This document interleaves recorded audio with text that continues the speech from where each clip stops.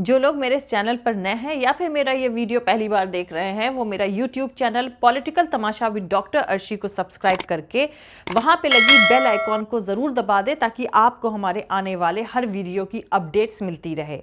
और दोस्तों, अगर आपको हमारा काम पसंद आता है, हमारे वीडियोस पसंद आते हैं, तो www.patreon.com/dr अर्शी खान पर जाकर डोनेट करके आप हमारे काम को सपोर्ट कर सकते हैं। तो चलिए आज के सियासी तमाशे के सफ़र को शुरू करते हैं।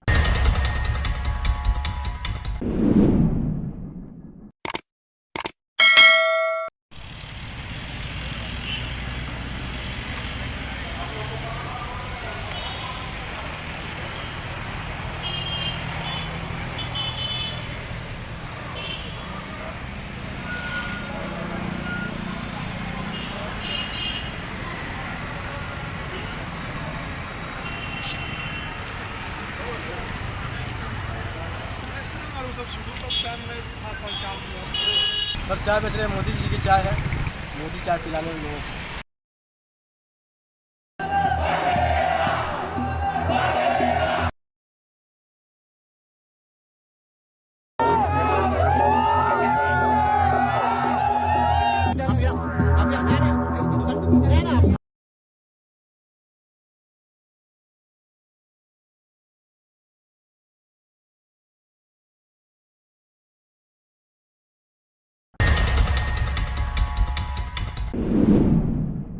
बताया जाता है और कई जगह पढ़ा भी है कि एक बार किसी ने सादत हसन मंटो से पूछा कि क्या हाल है इस वक्त आपके मुल्क का।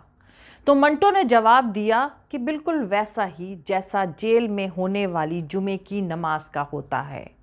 कोई फ्रॉडिया अजान देता है, कोई कातिल इमामत करता है और पीछे नमाजी सब चोर उचक्के होते हैं। फ्रॉडिया चोर उचक्कों से याद आया श्रीलंका, और श्रीलंका से याद आया बीजेपी का आईटी सेल। तो दोस्तों, फ्रॉडिया चोर उचक्कों से श्रीलंका इसलिए याद आया क्योंकि श्रीलंका की पूरी बगावत का तकिया कलाम है, हमसे जो लूटा है उसे वापस दे दो। और श्रीलंका से बीजेपी आईटी सेल का क्या कनेक्शन है, इसे शायद बताने की ज़रूरत नहीं है। लेकिन आजकल बीजेपी के आईटी सेल वाले काफ़ी नाकारा हो गए हैं और ठीक से अपना काम नहीं कर रहे हैं। शायद पेमेंट की प्रॉब्लम के चलते आलसी हो गए हैं और श्रीलंका में हुई बगावत का सही से फ़ायदा भी नहीं उठा रहे हैं। व्हाट्सएप यूनिवर्सिटी के स्टूडेंट्स को भी सिलेबस के मुताबिक खुराक नहीं मिल पा रही है। अब तक तो व्हाट्सएप पर खबरें चल जानी चाहिए थी कि श्रीलंका के कई इंटेलेक्चुअल्स, रिटायर्ड जजेस, ब्यूरोक्रेट और फौज के बड़े ऑफिसर्स ने एक जॉइंट लेटर लिखकर ये मांग करी है कि भारत के प्रधानमंत्री नरेंद्र मोदी को फौरन पड़ोसी दोस्त मुल्क श्रीलंका का प्रेसिडेंट बनाया जाना चाहिए ताकि सियासी हालात वापस पटरी पर लौट सकें।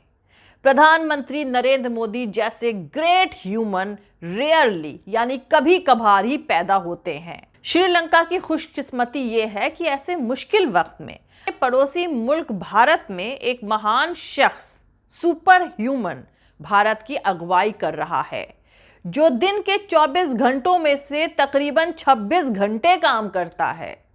नरेंद्र मोदी जी को ऐसे मुश्किल वक्त में 18 घंटे भारत के लिए काम करना चाहिए और बचे हुए 8-9 घंटे श्रीलंका को दे देने चाहिए। पड़ोसी होने के नाते ये उनका फर्ज भी तो है। नेबर्स फर्स्ट पॉलिसी को मजबूती से इंप्लीमेंट करने का वक्त आ गया है। सब जानते हैं कि पीएम नरेंद्र मोदी की बराबरी कोई नहीं कर सकता है, ना ही उनके काम की बराबरी किसी से करी जा सकती है। वो जितनी मेहनत कर लेते हैं उतनी मेहनत करना किसी भी शख्स के बस की बात नहीं है। श्रीलंका की खुशकिस्मती है कि वहाँ के शोषितों, पीड़ितों, गरीबों को एक मोदी जैसे सुपर ह्यूमन और सेंसिबल नेता की अगुवाई मिलने जा रही है। इसीलिए बिना वक्त बर्बाद करे फौरन नरेंद्र मोदी को श्रीलंका के प्रेसिडेंट का पद भी संभाल लेना चाहिए। फ्रॉडिया बीजेपी आईटी सेल को, मेरे कहने का मतलब है कि मेरी ये फ्रॉडिया न्यूज़ अगर बीजेपी आईटी सेल को पसंद आए तो थोड़ा बहुत बदलाव करके इसे व्हाट्सएप यूनिवर्सिटी के स्टूडेंट्स के लिए फौरन फॉरवर्ड कर देना शुरू कर सकते हैं। खैर दोस्तों, अगर हंसी मजाक से हटकर बात करें तो कोलंबो की बगावत क्या रुख लेगी, उस पर अभी कुछ नहीं कहा जा सकता है।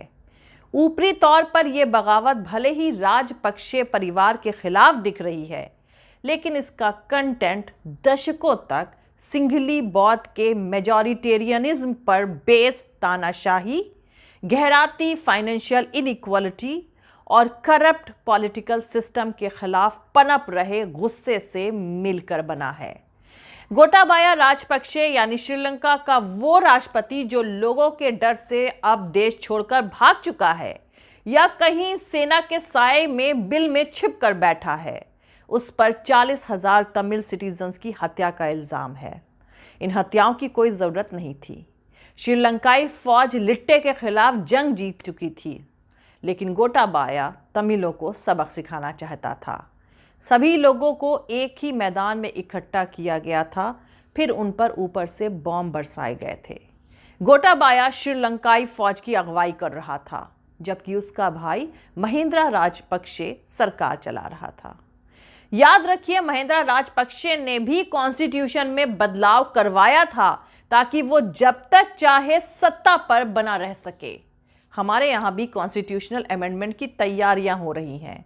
Rakesh Sinha private member bill पेश कर चुके हैं। बिहारी कनेक्शन का इस्तेमाल करते हुए उन्होंने पहले छोटी मोटी मैगजीन्स में आरएसएस एक्सपर्ट के तौर पर खुद को एस्टैब्लिश किया, फिर एक खास टीवी डिबेट में बैठने लगे।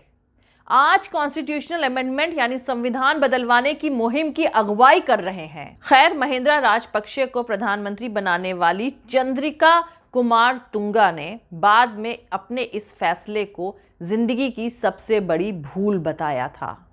आज अगर अटल बिहारी वाजपेयी जिंदा होते तो उनका बयान भी चंद्रिका कुमार तुंगे से अलग नहीं होता। बहरहाल, श्रीलंका को बर्बाद करने वाले इस शैतान गोटाबाया राजपक्षे ने ला संथा विक्रम तुंगे नाम के एक पत्रकार संपादक की हत्या करवाई थी। विक्रम तुंगे राजपक्षे का क्रिटिक था। यहां तक कि गोटाबाया राजपक्षे कार्टूनिस्ट तक को नहीं छोड़ता था। श्रीलंका का एक मशहूर कार्टूनिस्ट 2010 में गायब हो गया था, आज तक नहीं मिला। डेमोक्रेसी यानी बराबरी का गला घोटने में गोटाबाया राजपक्षे का कोई दूसरा मुकाबला करने वाला नहीं है।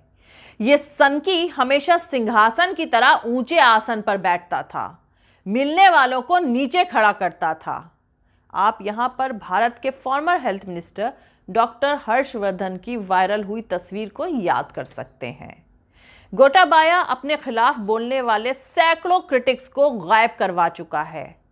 उस पर सुपारी किलिंग का इल्जाम भी है, लेकिन जैसा कि हर तानाशाह करता है, उसने भी किया। गोटाबाया ने अपने ऊपर हर इल्जाम से इनकार किया। उसने सबसे खतरनाक काम किया था बोलू बाला सेना का एस्टैब्लिशमेंट, जो एक तरह का राष्ट्रवादी मिलिशिया ऑर्गेनाइजेशन था। यह भारत में मौजूद हिंदू सेना या बजरंग दल जैसा था और इसका काम तमिल, मुसलमान, ईसाइयों को गाली देना था, उन्हें देशद्रोही साबित करना था। राजपक्षे को ग्रेट लीडर और श्रीलंका को सोने की लंका बताना था। पर एक वक्त के बाद यह सारा झूठ धाराशाही हो गया। सोने की लंका की तरह सोने की चिड़िया को नफरत की आग में झोंकने वाला हर झूठ एक दिन धाराशाही हो जाएगा। जैसे सोने की लंका में अंदर ही अंदर एक आग सुलग रही थी, वैसे ही एक आग सोने की चिड़िया के दिल में भी जल रही है। उसे बस बाहर आने की देरी है। दिल्ली सल्तनत के खिलाड़ी इस बात को अच्छी तरह से जानते हैं कि श्रीलंका की आग भारत कभी भी पहुंच सकती है। इसीलिए सेना और नेवी को अलर्ट भेजा गया है।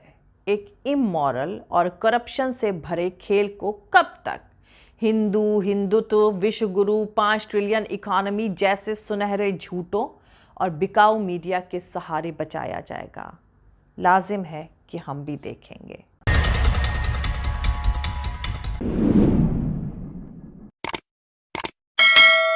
जय हिंद, सत्यमेव जयते। अल्लाह हाफिज। दोस्तों, हमारा पूरा वीडियो और दूसरे वीडियोस देखने के लिए हमारा YouTube channel political Tamasha with doctor Arshi को सब्सक्राइब करके वहाँ पे लगी बेल आइकॉन को ज़रूर दबा दें ताकि आपको हमारे आने वाले हर वीडियो की अपडेट्स मिलती रहे। और दोस्तों, अगर आपको हमारा काम पसंद आता है, हमारे वीडियोस पसंद आते हैं, तो www.patreon.com/Dr अर्शी खान पर जाकर डोनेट करके आप हमारे काम को सपोर्ट कर सकते हैं। दोस्तों, अगर आपको हमारा वीडियो पसंद आता है तो लाइक और शेयर करना हरगिज़ नहीं भूलें। आप हमें फॉलो भी कर सकते हैं हमारे ट्विटर, इंस्टाग्राम और फेसबुक पेज पर। मेरा ट्विटर हैंडल है @arshi_aziz khan। Thank you. मिलते हैं अगले वीडियो में।